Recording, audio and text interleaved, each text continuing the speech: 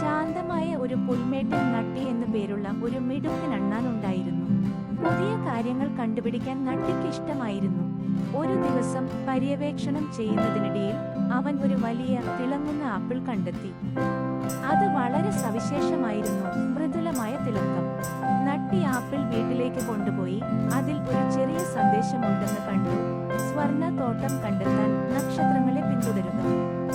അന്ന് രാത്രി നട്ടി നക്ഷത്രങ്ങളെ നോക്കി ആപ്പിളിന്റെ ആകൃതിയിലുള്ള ഒരു നക്ഷത്ര സമൂഹത്തെ കണ്ടു. അവൻ അത് പാലിക്കാൻ തീരുമാനിച്ചു. പിറ്റേന്ന് രാവിലെ തന്നെ നട്ടി യാത്ര തുടങ്ങി.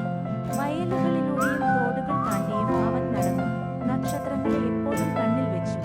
ഏറെ നാളുകൾക്ക് ശേഷം അയാൾ സ്വർണ്ണ വെളിച്ചത്തിൽ തിളങ്ങുന്ന ഒരു മറഞ്ഞിരിക്കുന്ന തോട്ടത്തിലെത്തി.